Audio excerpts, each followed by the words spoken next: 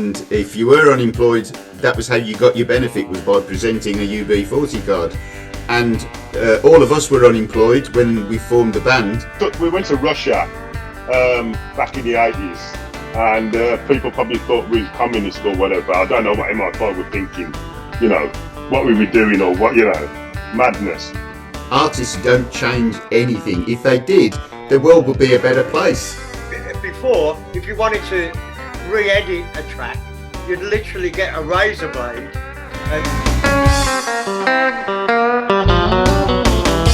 and I can't help falling in love with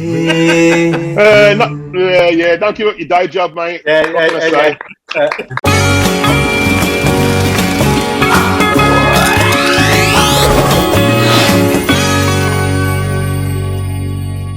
Mr. Robin Campbell, Jimmy, and Earl, welcome on Bollywood Hungama.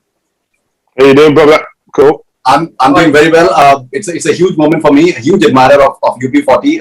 The songs that I've grown up on, Red Wine, I Can't Help Falling in Love with You. It's like those are amazing numbers. First of all, I believe you guys are from Birmingham, and you've had Bollywood influences right from the beginning of your career. Well, if you live in Birmingham, then you're going to, especially the areas we grew up, you're going to hear Indian music. You're going to be surrounded by Indian culture. You know, the food and the music has pretty much played a part in our lives since we were children. Right, well, you know, also with Bollywood, because at the time, a lot of cinemas were closing down, you know, because of television, and we're talking the 60s here, you know, where television really took over. And really, a lot of Indian people came over, and they took over these cinemas that were closing down otherwise, and they became Bollywood cinemas. But we would go there, but mainly because they would show kung fu movies on the Saturday and the Friday and Saturday nights. And it would always be at a Bollywood cinema. So you'd always see adverts for Bollywood films. And, you know, it was, you know, I thank the influx of Indian immigrants from that point for saving those cinemas, you know. Otherwise, they would have been demolished or turned into carpet warehouses or whatever, you know. So, yeah, India saved. Who are the Bollywood stars that you know of? Who are the Bollywood stars that you like and know of? Asha Bhojale. Asha Bhojale. Yeah, sorry. Asha Bhojale. Yeah. Bhojalé's a red wine, isn't it? You got red wine on the brain? Yeah. I know. I've just had a tipple. Oh, there you go. Yeah, no, we almost met her at the Bollywood Awards, didn't we, Rob? But like, she got caught up in traffic and stuff. But obviously, yeah, growing up in Small Heath, where most of us grew up. Yeah, Indian music and Indian food is like always around. One of the first memories for me, you know, as a small kid was like this, you know, smelling the spices of Indian food, you know, and I've obviously loved it since I was a child. And you know, it's massive in Birmingham. We've got the best curries in Britain. In fact, in Birmingham, we've got the Curry Mile. Yeah, so yeah, come to Birmingham, man. Check it out. We've got the best curries in the world outside of India and Pakistan, basically. In Birmingham. All right, so that's amazing. I've been to Birmingham. I think it's a great city. All right, so now you've collaborated with an Indian artist, General Zooz, for your latest album. Tell us how the experience. Well, the last time we came to India, I think, was in 2017, and we played a few shows, including Goa. We played a gig on the beach in Goa to about 10,000 people, which was wonderful. And the Reggae Rajas, General Zooz, they opened a few of the shows for us. So we got to know them. And when we decided we were going to do the collaboration, we thought, let's get in touch with the Rajas, see if they'll want to do a tune, you know. And we sent them some backing tracks, and he sent us his tune back, you know. So the response was quick and very positive. Okay, and now you guys started off when Beatles was around, and you guys held your own, and you've been one of the biggest bands in the world, and people still resonate as far as you guys are concerned. Your music still resonates with people. That's a huge achievement after so many years. What do you attribute this success to? If we knew what constituted all that success, we'd be able to put it in a bottle and become multi-billionaires selling it to people, you know. But who knows? Who knows how we've managed to keep this career going as long as we have, you know. But it seems to have happened. So, you know, it's a beautiful thing. But I couldn't possibly say why. The way any group, any musical group has longevity is because they have by luck, they manage to produce a unique sound, and not only is the sound unique, but it strikes a chord with the listeners. And if you're that lucky, then that will give you longevity, you know, and that's what we've got. How we do it, we don't know. We just do what we love, you know, we just do the music, and hopefully the audience comes along with us, and thankfully they have done for the last 40 years. Yeah, I mean, every time, you know, we do a show and I see all the people there, I think this is just amazing that these people still want to see us, you know, decrepit state, you know, because obviously we're not young geezers anymore, you know. But it is like a real beautiful thing, you know, that they're still interested, and obviously, you know, we always get the people up to dance. That's our big thing, you know. You can't come to one of our shows and sit down, man. No. You know, we're not having it. And we still manage to do it every time, so it's a great privilege to be able to you know, to share that vibe with people. You know, it's a lovely thing. And as you say, we can still go anywhere in the world and find an audience. You know, anywhere in the world, we would still get thousands of people turning up at our concerts. So how lucky are we? You know. No, you guys are hugely popular in India. You've got a huge popularity in India, which I'm sure that you have experienced it as well. Now, this album that is launching on June 25th, if you can please tell us something about it. Well, we'd already made and were touring our current album For the Many before lockdown. In 2019, we'd done over 100 concerts in 2019, playing around the world and playing our then new album. And we were very happy with it. We'd already done a companion album to it called the Dub Album. So we wanted to do another companion, which was using the rhythm tracks from that current album, inviting other artists to collaborate with us and contribute their songs to our music. And that was the plan in 2019, and we started doing it in 2019, and then COVID, the restrictions, suddenly we couldn't tour anymore, so it concentrated our efforts so that we got the album completed last year. And that was what we did. We just got in touch with all the different artists that we've worked with and met over the last few years, including the Reggae Rajas in India and House of Shem in New Zealand, various bands that we worked with, the Jamaican band Inner Circle. The last time we toured Australia, we worked with them, so we got in touch with them. Artists that we've worked with before, artists that we've known for years, like Tipperary in London, you know, and some of the artists that we've worked with back in the 80s we got on the album as well, that we collaborated with already in the 80s. Plus new artists too, like the new Birmingham band Kyoko, and a couple of new artists from Jamaica, Black Hero and Leno Banton. So yeah, the great thing was that everybody we approached all came back with a positive response, and every one of them supplied us a song to go on our backing tracks. So it was a brilliant experience, and it's the most eclectic collection of tunes that we've ever done. So each time when an album is coming out, what does it feel like? What exactly is it going in the minds of you guys? What sort of butterflies do you have? What's the excitement level? Well, it's like anything. I mean, being an artist, it's like a painter who's been painting a picture and he wants to show it to the world. You know, at some point you finish it and you go, "There you go. Look at that. Is that fantastic, or do you hate it?" And that's basically what you do as an artist.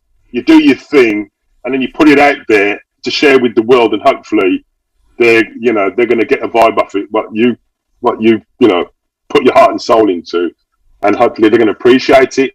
But you never know, you never know, because it's just one of them things, like backing a horse, isn't it? Yeah. Hopefully it doesn't fall on the first fence. That's it. That's it. Absolutely, mate.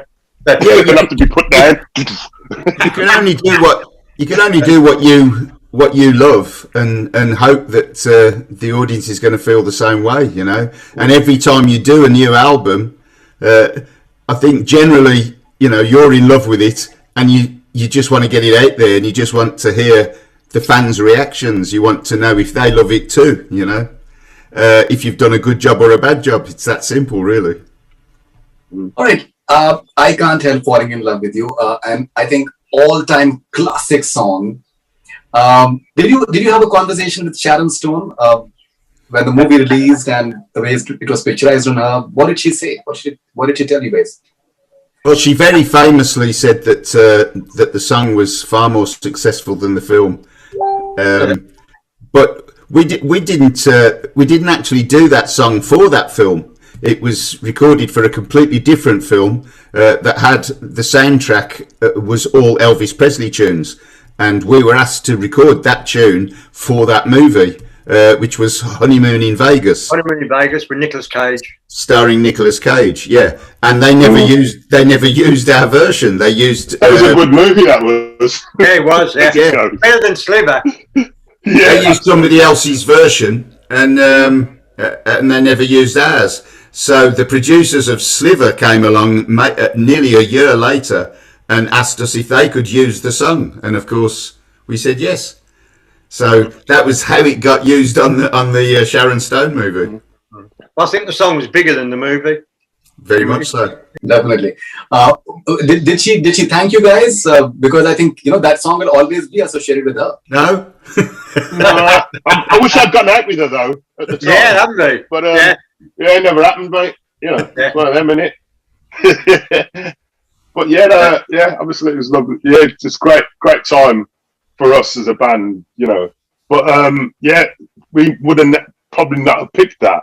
It's only because of that film situation that he got chosen, and we done it, and we done a cover of it. And Red Red Wine, another song that has been, I think, one of the all-time classics. People love it like anything. The moment it starts, it just makes people groove. What does Red Red Wine means to you guys? Well, it's big on TikTok at the moment, isn't it? There's a big dance craze. The shuffle, like as on TikTok, Red Red Wine's re-emerged as this mad dance tune, like everybody's doing, like mad shuffle dance to it. So it's like it's been recreated again. It keeps on. It's like obviously we love it. We love playing it and everything. But it's just nice to see like someone else has used it. Then and a whole another generation of kids have been exposed to it, and it's just a beautiful thing. And I think people see that as our tune, even though it's not our tune. It's Neil Diamond's tune. It may not even be his tune. He may have bought it from a Salvation Army temperance song from the turn of the century. And I think most people see that as our song. I don't think that they are aware of other versions of it. Whereas we Can't Help Falling in Love, they know Elvis did it, and Andy Williams did it, and big stars did it. So they know it's not our tune. But I think a lot of people associate us with Red Red Wine being our song, and I think we've got the definitive version for it. Well, that's because the other versions were unknown. Yeah, even Neil Diamond's version, is only known in America. Nobody else knows it because it wasn't a hit. I have a small request. Is it possible if you guys can hum "I Can't Help Falling in Love with You" or Red Red? No. No, not possible at all. No.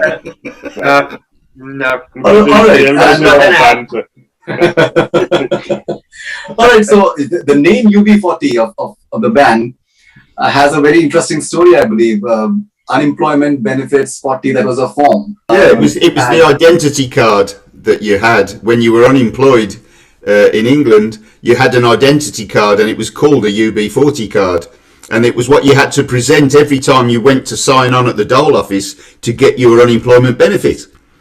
Which was what, if you were unemployed, and in the 70s there was very high unemployment, and if you were unemployed, that was how you got your benefit, was by presenting a UB40 card.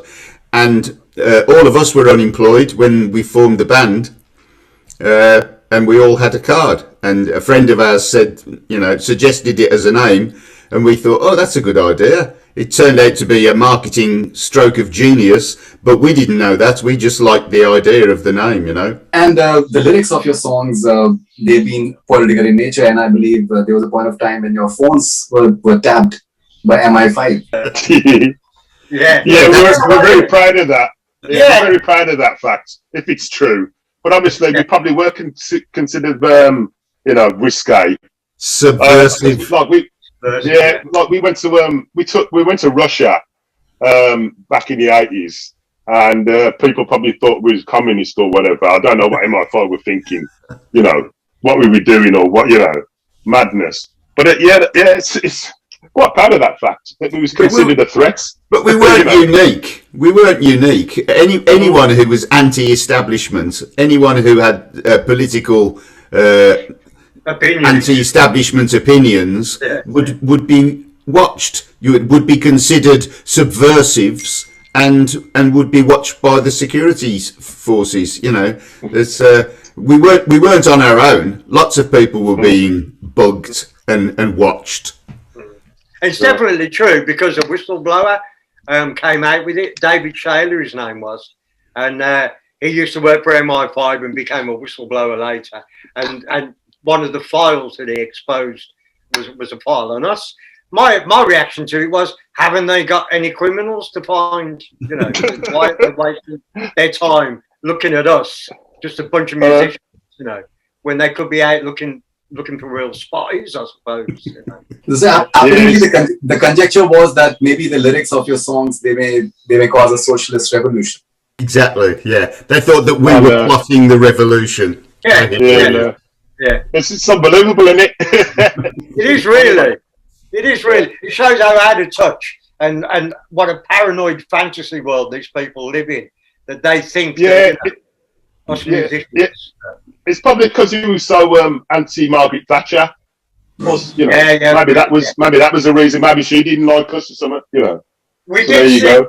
We're gonna shoot her in the head until she's dead or something. We did sing that. Maybe that was it. That might have been it. Yeah. That wouldn't help. No, that's true. Yeah, they might give them the wrong impression. So yeah. All right. So what do you personally feel? What is the role of an artist? Say in the world, what sort of changes he can possibly bring? How he can influence people? How he can possibly spread more positivity and brotherhood? Well, that is what you try and do. You try and spread positivity, and you try and spread love and brotherhood. But the truth is that artists don't make any difference. Artists just reflect the way people feel anyway. We're just a soundtrack to people's lives and people's beliefs. We don't change anything. Artists don't change anything. If they did, the world would be a better place. But, we've been saying these same things for 40 years, and there's nothing better in the world. The world is worse now than it was when we started. So, I'm absolutely convinced that nothing I say makes any difference. Yeah. And also, I don't like the idea that people preaching, I mean, just because we're in a band and a bunch of musicians doesn't mean we have the right to tell other people how to live their lives, I mean, we might have an opinion about politics and we might want to say something to politicians, but I don't think we're here to teach the population how to live a better life. We're not qualified to do that, and most artists can't. What is the process of creating a song? So many of you guys, different talents, geniuses coming together. How do you come to a consensus that this is the final song? I keep telling the others that I'm a genius, but they won't listen to me. I've been telling them for a long time. Yeah, well, basically, we just let the geniuses do all the work. There you go. Yeah.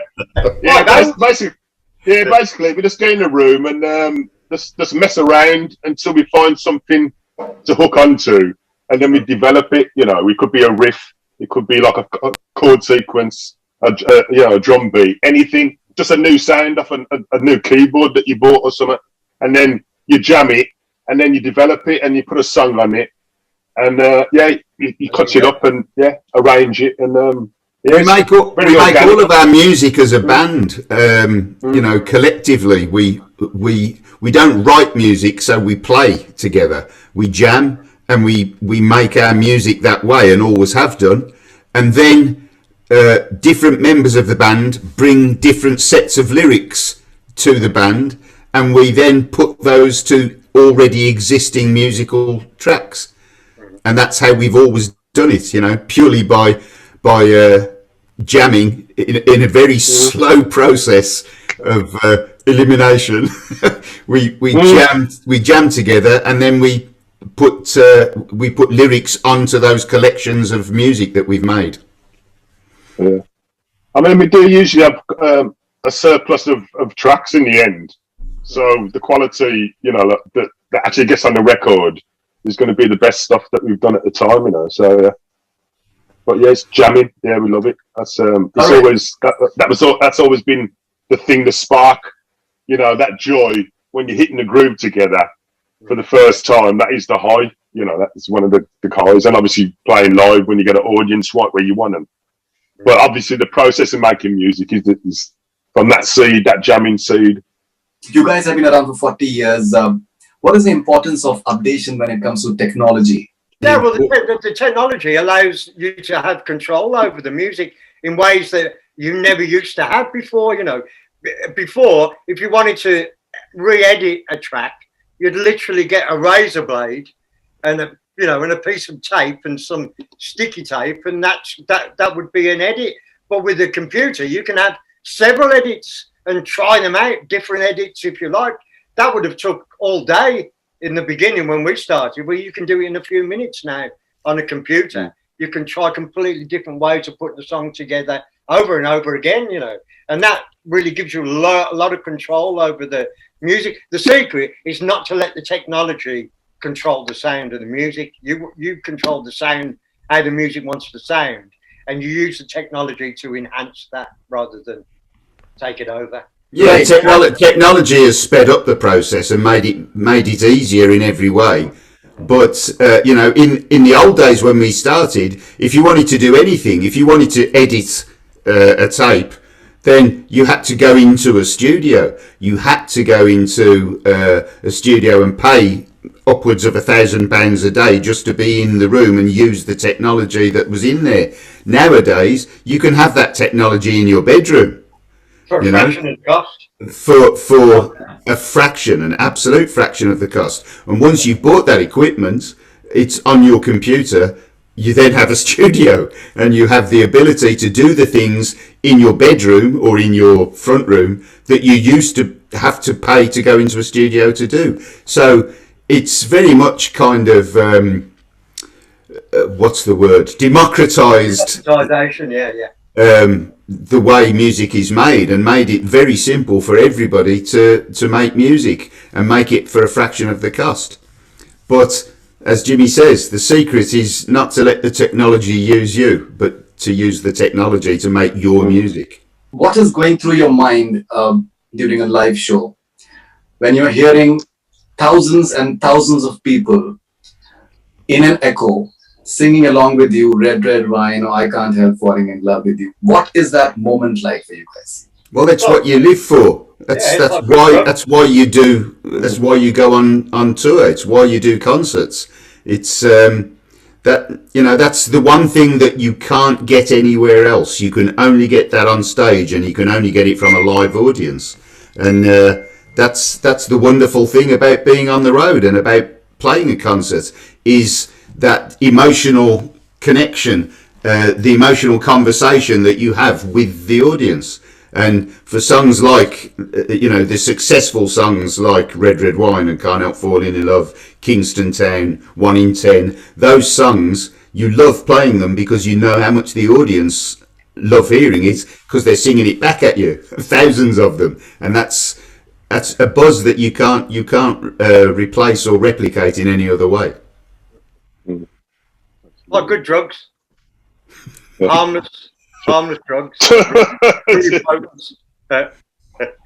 Still addictive. Very addictive, yeah. Highly addictive, yeah. Now you guys can't sing, but I think I can. One line of your song, so I'll do that to end this interview. And it's for you guys. And I can't help falling in love with you. Don't give up your day job, mate. Yeah. Thank you very much. Lovely talking to you guys. Lovely talking to you guys. And all the best wishes. Thank you so much. Thank you. Respect, man. One love, man.